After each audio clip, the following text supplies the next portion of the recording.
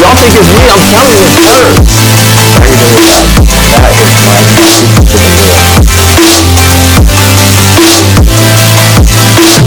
Welcome to the Inspiring with Purpose podcast. We're so excited that you're here watching right now. I'm Mondo Davis. David. We are your co-host, and we are so honored and so excited about the guests that we have here. We have a new friend that I just made, Walt McKinley, and his lovely wife, Stephanie. And we met in Miami, believe it or not. And he and I hit it off. He shared a story with me about being an author of a book called Monsters in My House that is #1 bestseller. He also is a speaker, author, and coach. They have a podcast called the Legacy Warrior Podcast coming out next month. And we just hit it off. I was like, this is brother from another mother. So we keep in touch, we exchange information, and next thing you know, you guys are on the show now. So we would love to learn about what you're doing, learn about your story. Yes. And this podcast is all about helping people understand that you're not alone in the midst of your struggle. Yeah. If you're a couple and you're not seeing eye to eye, you're feeling like you're called to do something together, but you don't know how to do it because you're having strife and you're trying to figure out how to get a similar vision and work towards that. This is all about letting people know that you can overcome that which seems like it cannot be overcome. And you can surmount insurmountable obstacles. Mm-hmm. But it takes faith. It takes perseverance. Yeah. And that's what we're here to talk about. So Walt, Stephanie, welcome to Inspiring with Purpose podcast. We are so honored to have you guys. Thanks for having us on. We're really excited to be here. Yeah. Man, I'm so jacked up, bro. You already know our energy was just flowing super quick. Like I think we were getting some strawberries and some blueberries and some water at that little table at the speaking competition. Next thing you know, we're in deep in conversation at about 30 seconds in. And it was just, like you said, brother from another mother. But like we talked about before the pod, just to be able to have Stephanie here and Lisa here and really teach people, especially in marriage, like, damn, the work is hard. You know, it's we've been married 23 years. It's not unicorns and rainbows all the time. We've been through our struggles and our challenges. But the reality is if we fight, choose love, fight, and really lean into how we individually can be better spouses, the magic in the relationship just starts to take care of itself. So thank you guys so much for having us on. We just feel super blessed to be here. Oh, man. Amazing. Awesome. Oh. So we're gonna jump right in. Girl. Come on, Stephanie, you want to say something, girl? You got to jump in there. Come on. I feel like we need cues down here. We're holding hands, and I'm like, we need cues. I'm like, squeeze your hand, you go. You squeeze my hand, I go. Look, bro, my wife was like, you better stop squeezing my hand, okay? I was like, yes, ma'am. I got both hands up like this, bro. Look. Hey. Was that my cue? What do you want me to say? Like in the middle of the podcast, I know, serious. Squeezing my hand. What do you want? I'm like, babe, I need you supposed to talk right there. That was a perfect segue. Boom. Thanks. Oh Lord. So you're gonna see right here how we have to learn to. Okay, so this is a great segue into this. So look, so right now we were just talking about communication, right? And the ways that couples communicate. Sometimes it's the nonverbals. Like we all have that communication. You do the thing with your eyes, like. Yeah, that's parent communication too. I'm just saying. Yeah, like after this you in trouble, or after this, this is about to go down, right?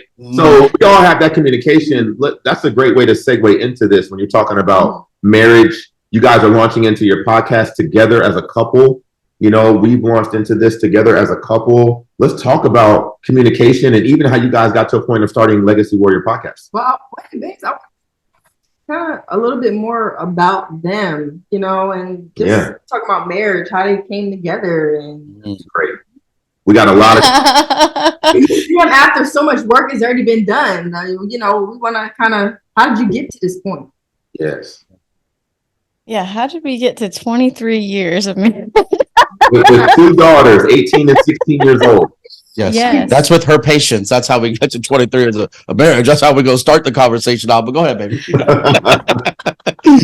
So yes, Walt and I have been married for 23 years. We have 2 teenage daughters. One is 18, almost 19. She just went off in her first year of college. Wow. And we have a 16-year-old who just started to drive. So we have been through a lot together. And, we married young. I was 20, Walt was 22. So we have grown up together too. Come on. And so some of you who probably, if you've been together since you were that young, know that it's almost like there's even more growing pains because you literally have to grow together. And that's not always an easy thing. But coming from two like homes with mom and dad, that big married, great. My parents have been together 50 years, maybe 51. And Walt does not come from a home where his parents, they divorced when he was very young. So we did come from two different backgrounds. And my family, I have 3 siblings. He also has 3, but they're, he has different mom and dads, yeah. Mom or dads. He only has 1 sibling that's from both. Oh, okay. Okay. So we do have a very different upbringing. We met because my dad I'm actually a military brat and a military spouse. My dad was in the Navy for 20 years and he retired in Connecticut. So I grew up mostly in Connecticut and he joined the Navy 2 years after high school. So he was about 20 when he joined the Navy and it brought him to Connecticut. So that's how we met. Wow. But he's originally from Arizona. Like I said, my family is really from Philadelphia. My parents grew up in Philly and but because of the military obviously brought us to Connecticut. So I mostly know that as home, but right. I actually hate when I get that question because I can never say where I'm actually from because in the military. But you know what's cool? Kind of all over. You know what's cool about it, babe, is, and I think this is an important takeaway is, I wrote my memoir in Mondo. You talked about the beginning, Monsters in My House, a true story. And I had moved so many times as a kid. I was getting beat and abused by every adult that I came into contact with, locked in closets, chained to beds, really torturous type things. And so when I met Stephanie, although my mindset was looking forward and like, how do I utilize my pain as purpose? And how do I dig into this life to break the generational cycles and also create something that I can be proud of in the end of my days? I didn't really know how to do it. So when I met Stephanie, who parents have been married 50 years, who comes from a really great home, she hadn't experienced the same things as me. And I think this is what happens in a lot of relationships, especially marriages. Both people bring life experiences in. And the blessing that I had is as we grew up, now I never cussed at her. There's certain lines I wouldn't cross. I never cussed at her. I've never been aggressive towards her. But man, I would put some hands on a guy in a second, which potentially could have put her in dangerous situations, right? Yeah. And she just really loved, yeah. Now I look back like that, I was so crazy. Why am I trying to fight 4 dudes by myself? So but the thing is, she always created a safe space for me. She had patience and has patience like a saint. And I needed that to grow. I needed that to heal from my trauma. I needed that to be the best version of me. In the interim, she never really used her voice like she should, not because of trauma, just because she was more quiet and not that she wouldn't say what she needed to say, but it would take her a longer runway. And so I think the cool thing is our marriage has blossomed into what it is today. We have both helped each other grow immensely in areas of our life that frankly were opportunities to get better. I don't like to use the word weakness. They were just opportunities to get better in. And her and I really fostered that growth in each other. But it's because we communicated, we supported, we created a safe space. And that's not to say there wasn't problems and we didn't have a come to Jesus moment in our marriage and all that other stuff that happens. That's just to say as a whole, that's the dialogue and communication that we continue to have and continue to grow in our marriage today. So I was going to say, one thing too is, Walt and I, we're honestly like total opposites in our personalities. Like he's the extrovert, I'm an introvert. So right there, the way we approach conflict and everything is really different. Like, so he was the type that if we got into an argument, well, he was going to chase me down. He was in my face. Like he was ready to go down. Right. And I was like, I need my space. Like, whoa, you know. Yeah, I'm like, I need to back talk off. about Like, it. I'm gonna leave right now because like I'm not ready to talk about this right now. And Exactly. so we had a lot of like back and forth with that kind of thing, like how we approached when we got in a fight and those types of things. But then we're similar in our values and like how the things we wanted out of life, the way we wanted to raise our kids, our finances, all of those things. We were on the same page and we had similar goals. And so I think we had enough similarity and enough difference that it made a really good balance. Okay. But that's not to say that we didn't still have our struggles, as most of you probably know.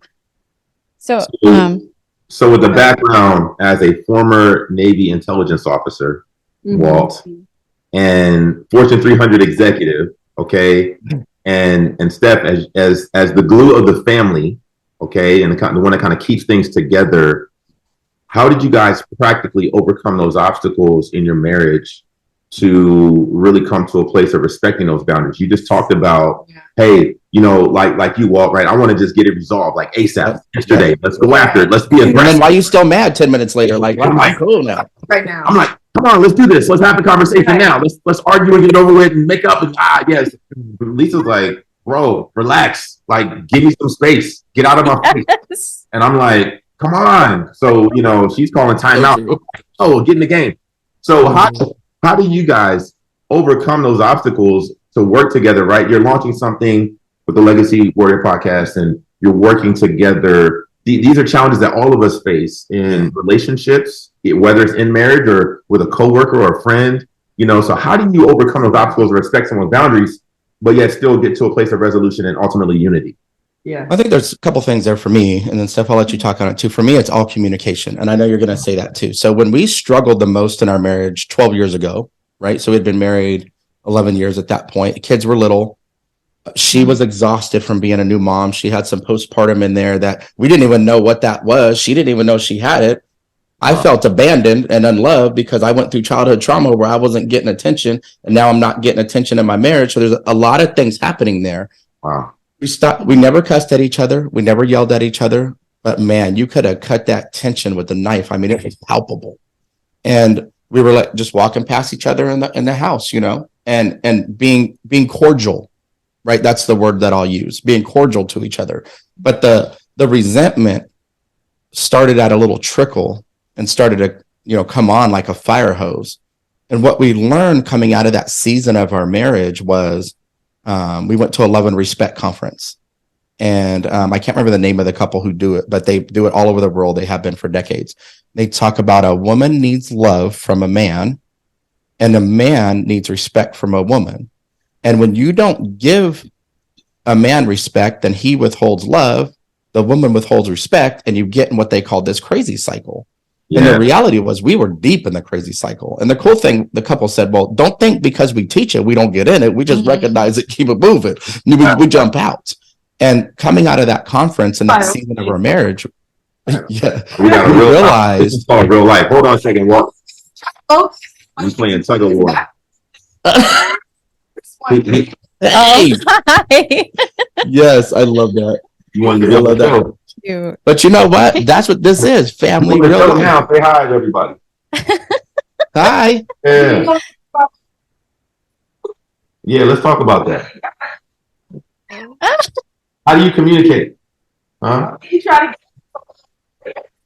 With smiles. What's your name? Tell me your name. Tyro? Tyro. Tyro. Oh, that's and that's how a old cool are you? name. I like that.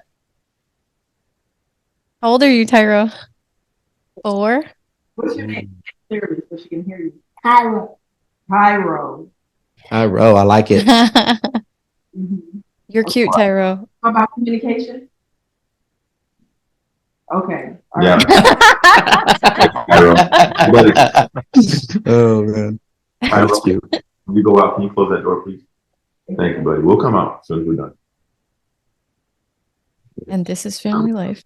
Yes, I love this. It's such a what a great part of the podcast, because this is what it is. It's your life, man. Right? We're not going to edit that. We're not going to edit. No, don't. Please. You don't. never have uninterrupted. I was like, why are we on a roller coaster? What is going on? It's kind of more like boom, boom. You know they're shaking. Oh man. So like I was saying, so I think, we came out of this season of our marriage realizing that the lack of communication was what was hurting our marriage. The lack of communication was causing resentment. The lack of communication was making us both feel unloved. And all we had to do was talk about how we really felt. And one day it hit me. Her family came to town in Virginia Beach when we lived there. And we're all sitting, we're eating like Applebee's or something, right? And we're all sitting there eating dinner together. And I remember Steph looked so pretty, but I felt so resentful in that moment from where we were at. I couldn't even tell my wife she looked beautiful. Like, it felt uncomfortable for me to do that. And it hurt me. It was like, man, what are you doing, Walt? And we went to that love and respect conference thinking, how can I be a better spouse?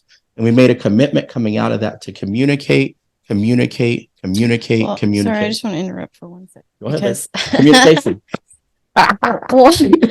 one point I wanted to make, because he mentioned that, like, the communication breakdown and all that, and this is just something that's on my heart that I feel like the men out there need to hear, is that women want their man to be vulnerable with them. Yeah, we need you to be vulnerable with us, because if you're not, we can't connect. Like, and I used to hear everybody talk about, everyone always says the key to long marriages is communication. I never really understood what they meant by that until we were in this position of the communication really broke down, and we couldn't even, like he said, he couldn't even say that to me as his wife, because it was that tense between us, because a lot of times men don't feel comfortable. They've been taught not to share their feelings. They've been taught to be tough. You don't, suck it up. Like, that's the mentality for men. So they don't feel comfortable sharing those things because they feel like it makes them weak. And You're not weak. Yeah. Vulnerability is strength. I can't emphasize it enough, but it takes a lot to share those things. It does take strength to share how you really feel. And we have to get comfortable. And that's the thing in marriage, is we start to let a lot of things go. And we think it's a small thing, but over time, all those small things add up to big things. And before you know it, then you're at that point where you don't even want to talk to each other at all, because your resentment is so high that you can't even communicate how you're feeling at all. And that's where we get to, if we let every little thing go. Sometimes you just do have to start saying, like, really communicate to your spouse, like, hey, I didn't like that you did that, and really let them know, because we assume they know. And that's where it all falls apart, is we can't assume they know. They don't. Well, and then tell them what you need too. Yeah. And communicate what you need from them. Go ahead. It looks like I don't know. It just hit me on that moment that that's a thing I think is missing with a lot of relationships, is women tend to be better about sharing their emotions, and we're okay telling you how we feel a lot of the time, unless you, and then that's another point that I feel like sometimes men don't want to hear those things. And then if the woman feels like she's not heard, and because she is being vulnerable and she's communicating how she feels, and then if she feels unheard, she will shut down. And if a woman gets quiet, that's when you know you really have a problem in your relationship. Lisa back there, like, when a woman gets, and by the way, it's, as men, we got to stop taking it so personal. Like, it's not personal when our spouse or someone we love are telling us how they feel and what they need. But we do need to take it as an opportunity to improve who we are in our relationship and the way we show up, and who we are as a human being. So that life cycle of communication is so vital. And we have to be open. I love that you guys are talking about communication, because you know what, I used to think if you just open up your mouth and start talking, then you're communicating. But that's further from the truth.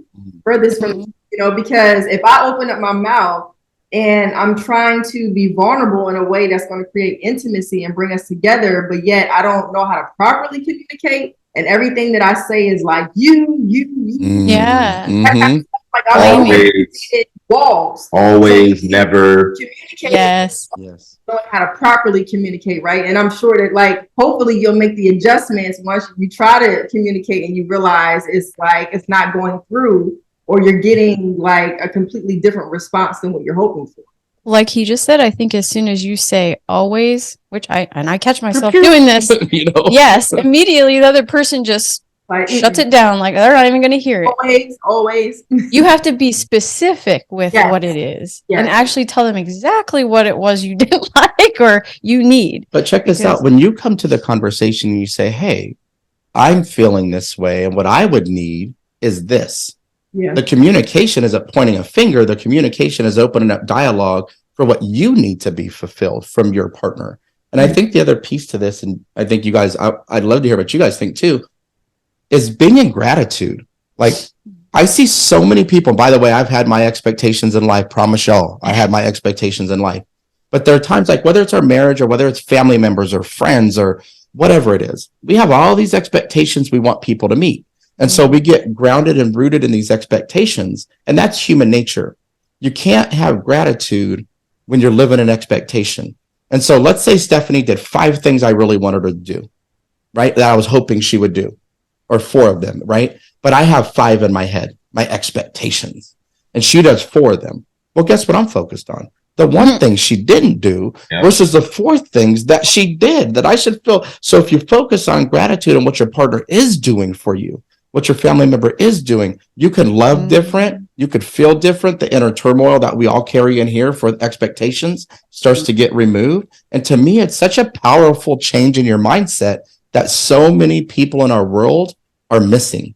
Isn't that amazing how your brain literally just focuses on that one thing? Mm-hmm. Yes. We all do it. Yes. What they didn't say. Just Yeah. Yeah. Why is it the one thing that's like, it's like, that's making you mad and that's all you can see? And that's where we get into this crazy and then cycle. Then you miss this beautiful person standing in front of you that's pouring love into you in the other 4 ways. You know, it's just wild to me. Yeah, What do you think, Mondo? Yeah, so if you could articulate how someone can make that shift mentally when they're stuck in a rut, or it's just a pattern of pessimistic, negative thinking, or maybe going through a really hard time, we've been hit with a lot, and there's just a lot of really unfair things that are happening in your life. What do you recommend for someone to make that shift and flip their mentality to have an attitude of gratitude as opposed to a pessimistic outlook on life? Talk about that self-awareness. I know what you're doing. Yeah, this is something that also I'm really big on, is what he just said, self-awareness. Because we have to, and I don't mean this, there's this negative connotation that when you focus on self, you're being selfish. But I don't think you're being selfish if you need to have self-awareness and realize, like, what am I putting out into the world? What am I doing that I could better? Because we don't have control over the reactions of others. We can't control anybody else. The only person we can control is ourselves. So if you're in that position of you're unhappy with something, guess what you can do? You can change what you're doing. So you can change the way you're responding. You can change the way that you're giving to that person. And if you work on those things and you focus on yourself and what you're doing, you will get out of that focus on what are they doing and like being negative about that, because you'll be looking at, okay, well, what could I be doing better? And that ultimately, that's what happened with us after that conference. Was the conference made us stop pointing the finger and blaming each other. It made us look at ourselves and go, oh, well, I guess I wasn't giving him what he needed. I guess I wasn't providing what she needed. Like, those were the things that started to go. We actually approached that. We've talked about this a lot, that we approached that totally different mindset after that conference, because we went into it more like, okay, I need to pay attention for me. What am I doing? And stopped looking at the other one and going, oh, I hope he's listening. I hope she's listening. And actually sat there and said, okay, I'm not doing that. Okay, well, maybe that's where we started to break down, is I wasn't I wasn't communicating to him what I needed. Let me ask you this, Stephanie. So given that, what if you're in a situation where one may feel like, I'm doing my part and I heard what my spouse said, so I'm going to make the necessary changes, and I'm trying to make these changes and do what I'm supposed to do without looking to you, but time is passing and that because you can't change anybody and your spouse is still not changing. What do you recommend for that? And we were there. Walt can speak to this because he felt like we were at this point because he read that book, The 5 Love Languages, and Fireproof. and this other one called Fireproof. It's actually a Christian book. And and that book focused on this, how you should focus on what you're doing and start doing these things for your spouse without them even knowing. And he started to do that. And I didn't respond. Like, I didn't change. And so he got even more frustrated. And then was like, it went to another level of like, then he just like was like, forget it. I'm not gonna try it all now. Right. Well, and I think here's the big component of that. I did it with the expectation she would change and do what I wanted her to do. I didn't do it with the intent of love and showing up to be the best version of myself. Like, I was trying to do that, but really in the back of my mind, if I'm being honest today and being self-aware, I had expectations. And I want to add one other thing too to this, because I think it's not just self-awareness. Once you build self-awareness, once you're listening, anybody listening to this is going to start to gain that self-awareness. Then it's a choice. Right. So the abuse I went through, I started my life as a man angry. I'm not going to let them control how I do my life now. I'm not going to let them hold me down. I'm not going to. Right. And then I met Stephanie and I was like, I really love this woman. Man, I don't want to let anger control me. Then I had my first daughter and I thought, wow, if I'm going to really get rid of these generational cycles, I need to be better. I need to do some healing. And what I started to do is I started to move through life with the intent of love, not anger being my driving force. But I had a choice to make. We all got a choice. In adulthood, I could have continued to victimize myself mentally and emotionally from the abuse I endured, or I could have figured out how to use it as rocket fuel for the rest of my life. And to me, that's what being a warrior. We say words like victim. We say words like survivor. Like, damn that. Like, you didn't just make it. You ain't just hanging on. You're a fighter. You're a dang warrior. This ain't because I was in the military. This is why she wears it too. Because women, men, all of us have been through things. All of us got a story. Stop acting like you're just hanging on or you just made it. Look at your life resume and realize just how powerful you are. And when you do that, when you make the choice to say, I'm not going to be a victim any longer. I'm going to be a victor. I'm going to be a warrior. I'm going to stand in my power. And you really move through life different. Everything coming into your world changes. But as long as you're living a victim mindset, and as long as you're saying, woe is me and my car broke down, I got so much. Yo, let me tell this real quick because this is important. Right now, so I ended up getting additional VA disability. I can't climb up and down stairs nearly as good as I used to. So we backed out of a deal with the new home builder 8 months after we signed the contract. They still got 4 months left. They're trying to keep my $20,000 in escrow money, not give it back. They don't care that I'm 100% disabled through the VA. They're like, we don't care. In the last 2 months, the dealership had our 2-year-old brand new Hyundai Palisade replace the engine and replace the shocks in it. We were down to one vehicle. Her mother and my aunt, who's like my life hero, both got bad medical news. So now we have a choice. Are we going to wallow in self-pity? Are we going to be like, oh, I can't believe all this is happening to me. Oh my gosh. Are we going to say, why is this happening? How can I use this as fuel? And how can I change my mind to say this is happening for me, not to me? And then stand in my power and say the growth that's going to happen and how I'm going to articulate this later is because of the experiences I'm having now, not in spite of this. Yes. So asking the right and question. when you do that, let's go. Yeah, let's go. I love that. I love that. So, Walt, if you have somebody who has this negative mindset and they're stuck, what I hear you saying is it's time to understand that you got to flip. You got to flip your perspective.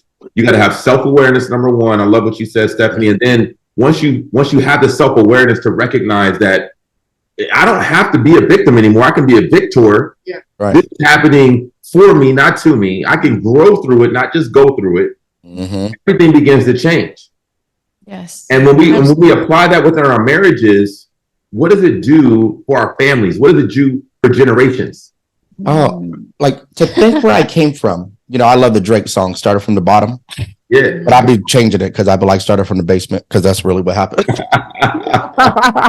So, but I love that Drake, you know, I'm joking, but I love the Drake song because it really is about breaking the generational cycles. Legacy Warriors is about changing the generational cycles and elevating humanity. And here's what, if I never had anything to talk about again, I could die tomorrow, because the reality is that would mean people weren't being abused. That would mean people aren't struggling with their trauma. That would mean they're not pulling those self-limiting beliefs and lack of self-confidence and self-doubt and all the things we end up transferring to our children generationally, unknowingly most of the time.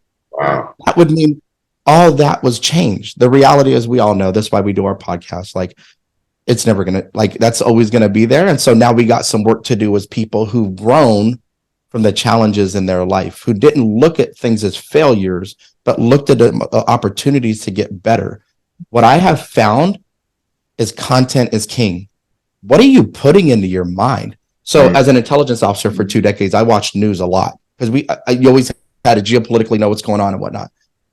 And I would flip between Fox and CNN because, you know, the truth is always somewhere in the middle. But man, I would be getting hot. Like, why am I mad about something a talking head is saying on the news? And by the way, now I'm irritated. So when she asked me what I want for dinner, I'm like, what you mean? Just make some food. I'm hungry. Look at me, you know? And so, I'm hungry. You won't like me when I'm hungry. So the thing is like, what you put in your mind is so valuable. And where you focus your mind energy will direct the location of where you end up. And you're going to repeat the generational cycles and make excuses for yourself and say, well, I'm not as bad as my dad was. I'm not as bad as my parents was. Or you're going to stop trying to act like you're doing a little bit better and living at a fraction of your potential. You're going to start maximizing your potential and using your pain as rocket fuel for your future. Stop running from your past. Stop looking out the rearview mirror of your life. Turn around, face the things you're really struggling with, communicate with the people who love you the most, and start looking out the windshield. It's a difference between living your life drowning or coming up for that first breath of air and living in hope and life and love and all the things we're meant to have in our life. Wow. Okay, hold on. I got to jump in. Spit, Larry. I think I spit on the mic too. Hey, he did. He spit on the mic. You preaching now, bro. Okay, so I want to talk because here's the thing, right? You came out of this circumstance where you said you were literally you skated over this really, really quick. So I want to, if we can deep dive real fast. I know you have the ability to articulate it. If you said you were chained to beds, locked in basements, abused, to come from that situation, which rightfully so, be pissed at everybody that had a part to play in that. Yeah. To be where you are today, to make it into the military. By the way, big shout out to everyone in the military. Thank you for your service. We love you guys. And have a successful marriage over 20 years, 2 daughters, like a successful business, launching a podcast. Talk to us about how you made that shift. Let's make it personal. Like, what did you specifically do to turn the coin and see the other side and say, I'm no longer a victim. I'm a victor now. And have the warrior mindset that you have today. I love that. So I actually teach the 4 keys to living an extraordinary life. And then I want to add one extra thing, and I want you to talk about this a little bit too. So what I've learned in my journey is speaking your truth is so huge. We talked about communication. Communication is about speaking your truth. And I didn't share that I was locked in basements the first time I started telling my story. And I don't mean on the pod, I'm talking about as a young man. And there was things that, thank God, like I had to trust her. She had to create a safe space for me at the same time. She created this environment for me to slowly but surely start to share pieces of my story. As I shared pieces of my story, I realized the power it had to help other people. So speaking my truth was huge. So don't feel like, anybody listening, don't feel like you got to start and you just got to say that deep secret, the one you think like, well, I ain't telling nobody that, I'm going to go to my deathbed with that. That ain't the one. Start sharing the stuff that's sitting just below the surface. As you unlock these boxes of pain, you can replace that empty space with love, and you just move through the world different. So speak your truth. The second thing was acknowledge my abuse for what it was. I couldn't change what happened to me. It happened already. But I could acknowledge the emotions around what happened to me. I could acknowledge that hurt little boy that was inside of me. I could acknowledge that man that felt abandoned in certain moments and felt unloved in certain moments, and start to dig deeper. And it wasn't because she was tired and she had postpartum and she was struggling to be a mom. It was because what I needed to work in and hear had nothing to do with her. Had everything to do with me and where I needed to go internally to fix this. And then the third thing I talk about is forgiveness. Yo, forgiveness is always for you. I don't care if you got to forgive yourself and give yourself grace, or you're forgiving the hurt people who hurt you. Generational cycles happen within families 78% of the time. And they happen that way because we sweep it under the rug. We don't talk about it. So you've got a bunch of hurt adults running around, hurting kids and creating generational cycles that continue. It's been since the beginning of time, and it's still happening today. So forgiveness for me was so powerful, but it was the hardest thing that I had to go through. When I realized hurt people, and I realized those people that I thought about and I would get really angry about in that moment were still living their miserable lives because they didn't have the courage to embrace the fear of the unknown and walk their healing journey. That they were thousands of miles away, but I'm tumultuous inside, and I'm not showing up as the best husband and father that I can because I'm not willing to forgive. When I found that forgiveness, it was like somebody's been pushing me under the water my whole life, and I couldn't breathe, and it was like breathing for the first time in a much different way. And the last thing I talk about is exposing your superpowers. I just spoke on this a minute ago. We get gifts in our life. We get gifts from our trauma. We get gifts from our experiences. Nobody grows when it's easy. You grow when it's hard. You grow from the pain. And the pain will allow you to unlock gifts and superpowers that not only allow you to be the best you, but allow you to affect other people in a way that will change their life and initiate their healing journey. Yeah. And it's cool. Stephanie saw this. I wrote this in my last chapter of my book, even though so many people told me not to put it in there. Did I do a self-help book? I'm like, no. When somebody finishes my story, they're like, holy crap, this dude made it. I want them to turn the page and be like, this is how he made it. I can do it. I can do these things he did, right? So she goes, babe, that acronym spells safe. God-given, right? This is how you know God had his hands on this. That acronym spells safe. And I said, crap, it does. If you look at Maslow's hierarchy of needs, to survive, you need food, shelter, and water. Yeah. I spent my life not even getting that sometimes. I survived second to second as a kid. But if I wanted to thrive, if I wanted to really be that warrior and change that mentality, my environment needed to feel safe. The external environment doesn't matter if your internal environment isn't on point, y'all.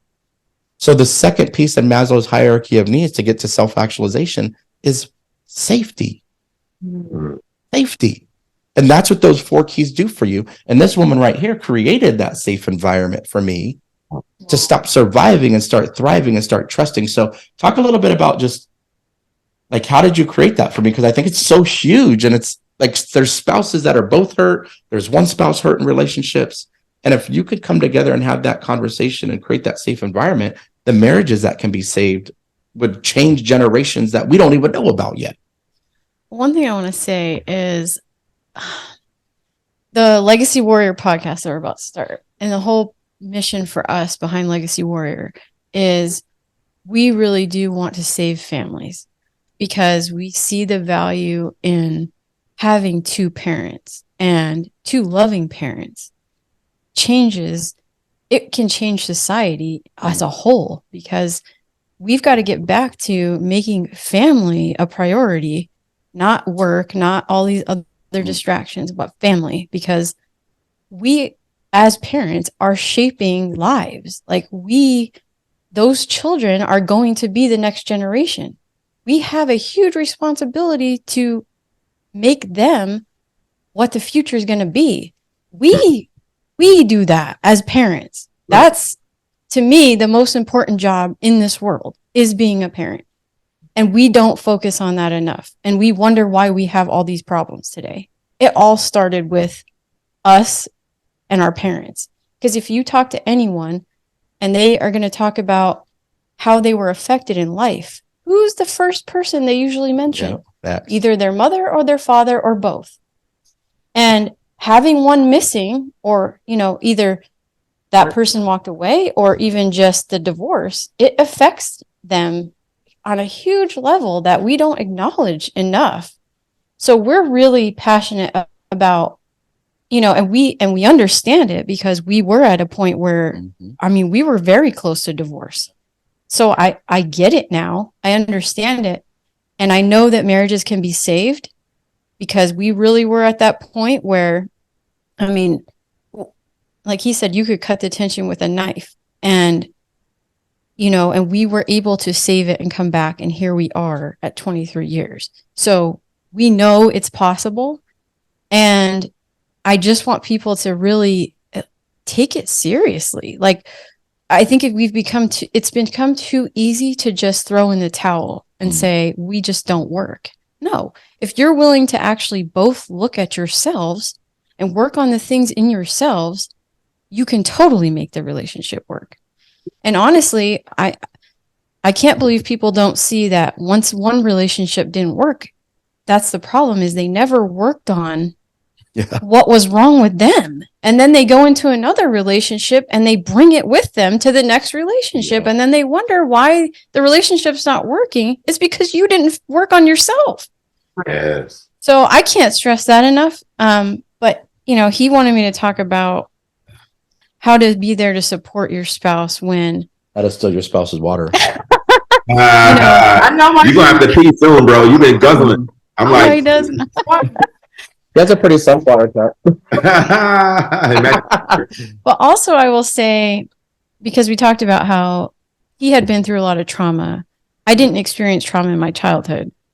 But I guess I think it's really just recognizing, because sometimes I could tell that if he got mad over something, and sometimes I could tell it had nothing to do with me. And I think that's important when you have conflict with someone, is recognizing if that, you know, if you knew you didn't do anything, but they're coming at you with this, you know, this anger or this, and, you know, you really have to kind of sit back and go, well, does this even have to do with me? Or is this something coming from somewhere else? And a lot of times I could tell it was stress, or he was tired, or I just tried to figure out where it was coming from. So mature. Before I really got mad, you know, or, you know, and sometimes it was like, or sometimes he said something to me that triggered me. And I had to, you know, and that's another situation where this is with the self-awareness, where you have to go, why am I getting so mad about this? Because a lot of times it has nothing to do with what they're even saying to you at that moment. Or it was just some piece of what they said triggered you to something else that you had been affected by in life. And I'm telling you, this happens all the time. And it's much easier to see when you're watching from the outside and you see it in someone else's relationship than it is to recognize in your own. And this is why I'm so big on the self-awareness piece, because I've realized, like, as I've looked more at myself, I'm seeing a lot of these things. Like, you know, currently I'm in a conflict with someone. I won't say who. But even for myself, I was like, I just need to take time to see why am I feeling so upset about this? Because this is deeper than that stupid thing that happened. So, and that's a lot of what even Walt has had to realize in some of the things too, is that, you know, why am I so mad about this? Right. That's where the growth is. And where is this coming from? Because there was a hurt little boy in there. Yeah. Like, so I feel like that's the biggest piece I can say about being there for your spouse, is really trying to sit back and say, where's it coming from? And if you know it, you can tell it didn't have anything to do with you, then respond with love. And it's so hard to do that when you're feeling attacked.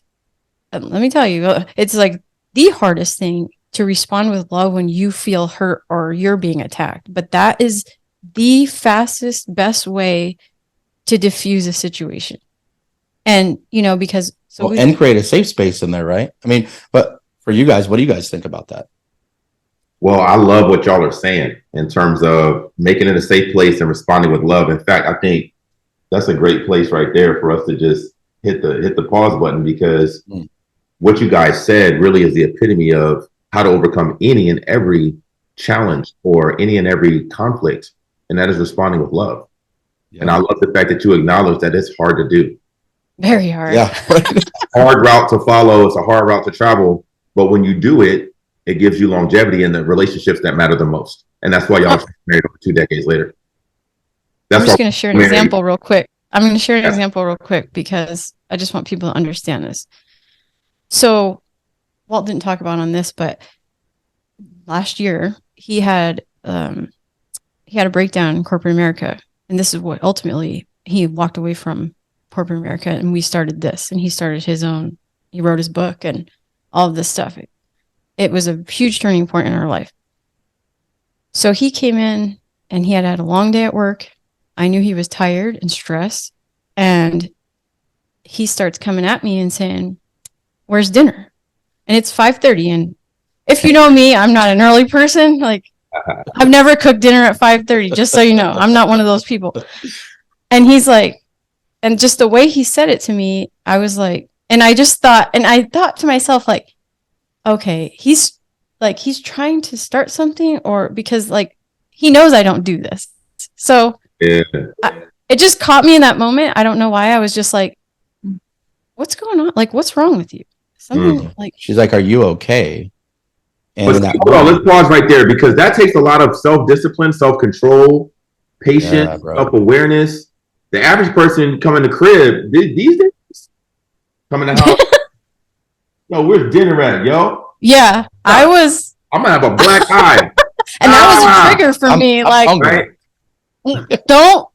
don't talk to me like that. Like, I was like, So it took a lot in me to be like, okay. The average person's not going to respond like that. But I really felt like it was out of character for him at that time. Like, you know, this wasn't normal for him to talk to me like that. So that's why I was like, what's going on? Like, are you okay? And I really was like, are you okay? Yeah. That's the safe space, right? She responded with love, like, babe, hey, you all right? And it diffused me to be like, I'm not. I'm not physically or emotionally tired anymore. I'm tired in the depths of my soul as a human being. Like, I can't tell you how tired I am after 18 months of working 12 to 14, 15-hour days, sitting at my desk in here, just getting crushed. There's 3 executives doing the job I vacated that I was doing on my own now in this company. And I was like, and then we realized, like, well, that's because God has closed the door that I felt like was meant for us, that I'm trying to kick down. He bolt locked, shut it down, had chairs in front of the door, and he was trying to guide me to the door he had open at the end of the hall. And he knew in order to get me to that place, he had to bring me to my knees, because as long as I had the ability to think, I was going to keep pushing, because my life had showed me I was massively resilient. And this is why I say she was a gift to me 26 years ago, 23 of marriage, but 26 years ago now, she was a gift to me. Because God knew I would need somebody patient like that to help me grow into the human I'm meant to be. And I was a gift to help her grow into the human she was meant to be. So that's the example, to take a second, realize it's not about you. They're not mad at you 99.9% of the time. Respond with love to give them a safe space to just speak their truth about what they're feeling in the moment. That's so powerful in a relationship, and relationships would flourish if they did that. And by the way, we're still not perfect. Yeah, that's so good. So in essence, you're in a space where you're recognizing this is out of character, which takes a lot of self-awareness. And I think a great nugget for all of us as married couples is, if you see something or something's triggering you, it's always wise to ask the question first, like, hey, are you okay? And that alone is going to diffuse a lot of the arguments, because now this person has a space to actually be honest and vulnerable about how they really feel. And subsequently, now we're connecting intimately as a couple, because as a woman, you're wanting the man to be vulnerable. And now I'm able to say, this job sucks. I'm so upset about this. I'm getting hammered at, I'm tired of this. And then you're able to connect with people. And now we're reinforcing and reciprocating, healing one another in the process. Amen, brother. Yes. Amen. That's it. Yeah, beautifully articulated that. I think that's so powerful. You got any thoughts on that? That's amazing. So I think earlier, if I quote you correctly, Stephanie, you said respond in love. Is that correct? Create a safe space and respond in love. And I think you guys just painted such a beautiful picture. That's actually a great place for us to stop and to really hear about how people can find you guys and get in touch with you guys. And if there's any last thoughts you have, and I just feel like I don't want us to be overwhelmed and jump into something else. We could probably riff for like 4 hours up in here, bro. Hey, easy, right? So we'll have to definitely connect again and continue the conversation. But I think that was really good. Just enough, like practicality for people to walk away and actually have some working point. Yes, yes. So what I would say is this: if you were to speak to any couples, any people who may have gotten divorced, widows, widowers, those who are looking to get married and they're not yet, what's one final piece of advice that you would share with everyone before we end our time? I already know what mine is, but you go ahead. Okay, so I think work on what's internal first. Stephanie talked about it. You can go from one relationship to the other thinking that the grass is greener, but until you become internally happy, until you really do the internal work to heal from the things that keep you in that level of tumultuousness and quiet desperation, you're just not going to be able to have the fruitful relationship you're looking for. Because Stephanie can't make me happy. I gotta be happy. I gotta feel good about me. I gotta feel good about what I'm doing. But she can't help my cup overflow.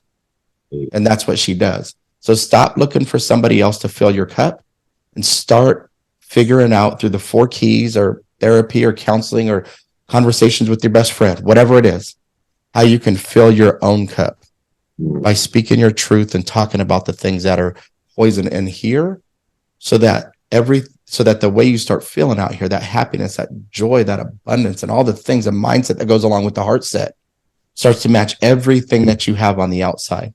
Because nothing's worse than seeing somebody who outwardly has all this success. Think of Twitch. Married, family, great job.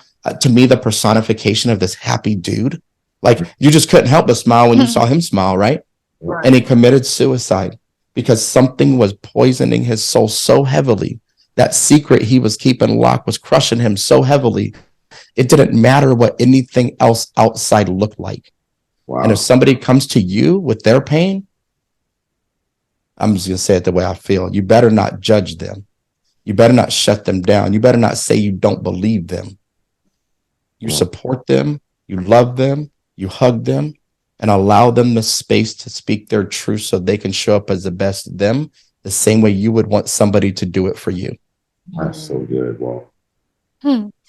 Yeah, I'm going to add one final piece and say, that's the biggest commandment I took away from God was treat others how you want to be treated. And I can't tell you enough that's, I talked about it, the self-awareness and owning your peace and treat the others how you want to be treated. I mean, you can't expect, and that's where we could go on for days about that. Like the expectations, you can't expect someone else to do what you won't do yourself. So you got to really keep yourself in check and say, hey, am I being realistic in what I'm expecting from this person? Would I be willing to do this myself? And if you can't answer that, then, And then tell them your famous quote, Steph. Leave what Monica said at graduation. Yeah, leave this world a little bit better than you found it. I love that. I love that. That is a great, great point to stop on. Daisy, do you have anything you want to say? I really enjoyed it. I really enjoyed the just the lessons that you all shared, with your own journey. And I feel like no matter where you are on your own personal journey, look, I'm like clearing my throat. Like, let me get a sip real quick. Like, just appreciate it. Thank you. No matter where you are on your journey, just even being willing to share, people can take points away from it to help them on their journey. And so I'm so grateful for the two of you to share the parts of your journey that you have and to be so vulnerable, even sharing about your childhoods and the tough points of marriage, so that somebody else that might be literally going through that right now can gain just a little something to get them to the next phase, Right. Yes. We're all going to go to the hills, to the hills and valleys. And it's like, you got to grab tools that you may not have. Amen so I'm appreciative. And those points is such good reminders to me, Thank you. If ain't nobody else getting that, I'm going to get them. Well, I just want to tell both of you, and Mondo, I'll let you close this out. I just thank you both for trusting us with your audience too. That's something that we don't take lightly. We're super appreciative of you guys having us on. And I always say, this journey in life, it's not just about me. It's not just about you. It's not just about Steph. It's not just about the next one.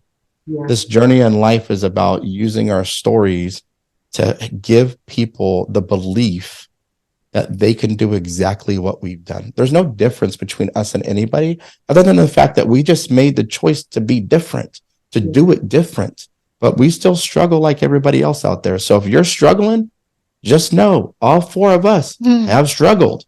All four of us will struggle. We just don't stay in that space longer than we have to get the growth out of it. And this life is about creating a community, but not a community that self-serves, a community focused on a movement to change humanity. And you two are doing that. So thank you so much for having us on and allowing us a space to put our little piece into that puzzle. We appreciate you. Thank you guys so much. And so much I want to say you two are a beautiful couple. I can tell the love in your relationship just in the little bit of time we've had with you. So it's beautiful to see. And like he said, I'm appreciative that you guys are doing this podcast too. You're sharing your gifts and you're allowing people like us to come on here and share what we know, because all of us are going to create, a better environment for everyone. We're giving people the tools that they need that we didn't have necessarily, So thank you. Yeah. Truly. Y'all so much. This was so powerful. And I believe that the information that you shared could truly transform not only marriages and families, but legacies. Mm-hmm. So thank you so much for the wisdom that you've imparted. Thank you so much for sharing your hearts, your vulnerability.